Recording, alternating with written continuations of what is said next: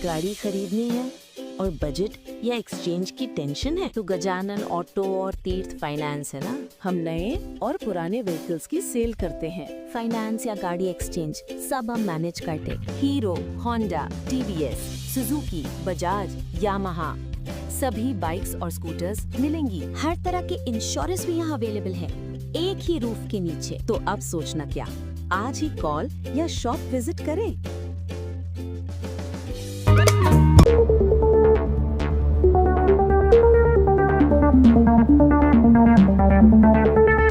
ધરમપુર કન્યા આશ્રમ શાળામાં નવું મકાન લોકાર્પિત।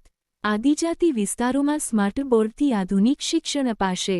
વલસાડ જિલ્લાના ધરમપુર તાલુકાના ટાંકી ગામે આવેલ સ્વર્ગીય મણિભાઈ આર ચૌધરી વિદ્યાસંકુલ સંચાલિત કન્યા આશ્રમ શાળાના નવનિર્મિત મકાનનું લોકાર્પણ કરવામાં આવ્યું। રાજ્યના નાણામંત્રી કનુભાઈ દેસાઈ અને આદિજાતિ વિકાસ મંત્રી નરેશભાઈ પટેલના હસ્તે આ મકાનનું ઉદ્ઘાટન કરવામાં આવ્યું। આ પ્રસંગે સંસ્થાના આદ્ય સ્થાપક સ્વર્ગીય મણિભાઈ ચૌધરીની પ્રતિમાનું પણ અનાવરણ કરવામાં આવ્યું હતું। કાર્યક્રમમાં સ્થાનિક આગેવાનો, સંસ્થાના ટ્રસ્ટીઓ, શિક્ષકો, વિદ્યાર્થીઓ અને મોટી સંખ્યામાં ગ્રામજનો ઉપસ્થિત રહ્યા હતા।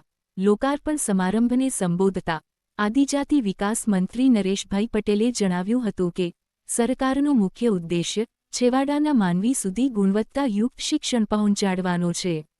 આશ્રમ શાળાઓને આધુનિક ટેકનોલોજીથી સજ્જ કરવામાં આવી રહી છે। તેમણે ઉમેર્યું હતું કે આગામી સમયમાં આ કન્યા આશ્રમ શાળામાં પણ સ્માર્ટ બોર્ડ દ્વારા ડિજિટલ અને આધુનિક શિક્ષણ પૂરું પાડવામાં આવશે। મંત્રીએ સ્વીકાર્યું કે અનેક આદિવાસી વિસ્તારોમાં હજુ પણ નેટવર્કની સમસ્યા છે, જેના કાયમી નિવારણ માટે રાજ્ય સરકાર ભારત સરકાર સાથે સંકલન કરી રહી છે, જેથી કોઈપણ વિદ્યાર્થી ઓનલાઈન શિક્ષણથી વંચિત ન રહે।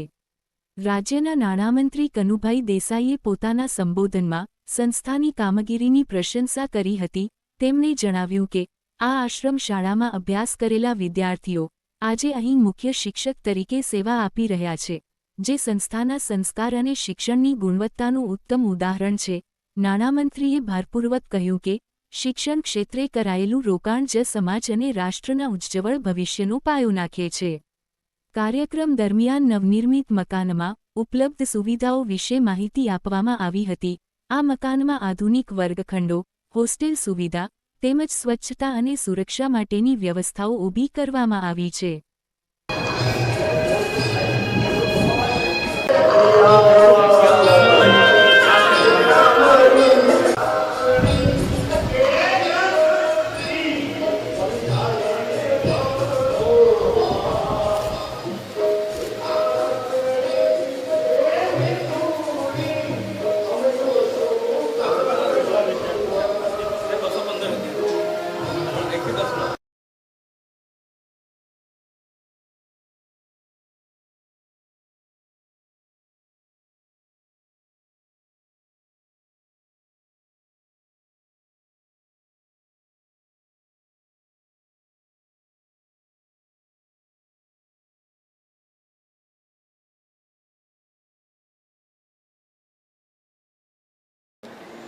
હું આજના દિવસે આ સંકુલની અંદર નરેન્દ્રભાઈનો ખૂબ આભાર માનું છું।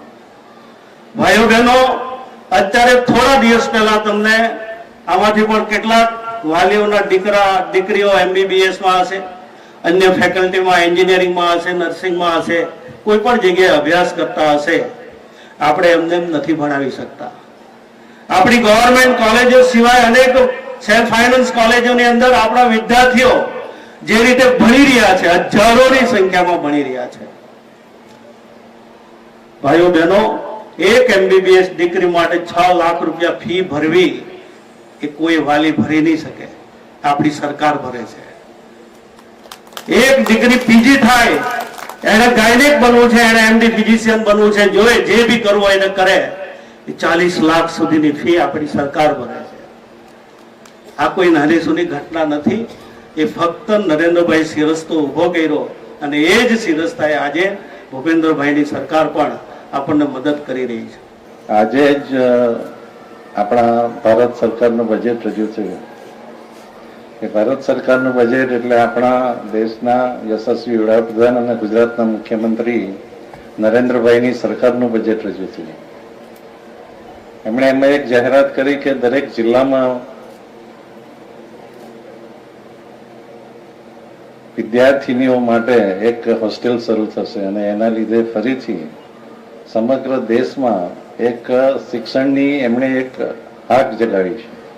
પરંતુ જ્યારે એમણે ગુજરાતનું સુકાન સંભાળ્યું 2001માં મુખ્યમંત્રી તરીકે, ત્યારથી એમણે જોયું કે ગુજરાતનું જે બજેટ આવે છે એ બજેટ ફક્ત શહેરી વિસ્તારો કે જે વિસ્તારોમાં ધારાસભ્યો કે એ પોતાની જરૂરિયાત પ્રમાણે કામો લઈ જાય છે, પરંતુ આદિવાસી વિસ્તાર, જે દૂર દરાજનો વિસ્તાર છે, છૂટો છવાયો વિસ્તાર છે, એ વિસ્તારમાં કામ થવા જોઈએ. અને એટલા માટે બજેટમાંથી એમણે આદિવાસી વનબંધુ કલ્યાણ યોજનાના નામે એક જુદું ખાતું ખોલ્યું.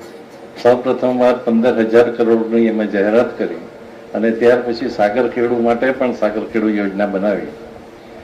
આ વનબંધુ કલ્યાણ યોજનામાંથી આદિવાસી વિસ્તારમાં સબસ્ટેશન હોય, શિક્ષણ હોય, ડ્રીપ ઇરિગેશન હોય, ખેતીની જે જરૂરિયાત હોય, આ બધા કામો થઈ રહ્યા છે. એટલે આપણે સૌ પ્રથમ મોદી સાહેબનો આભાર માનીએ કે જેમણે આ સમગ્ર વિસ્તારનો પોતે પ્રવાસ કરેલો હતો અને એ પ્રવાસ કરીને એમણે જે એમના ધ્યાનમાં આવ્યું.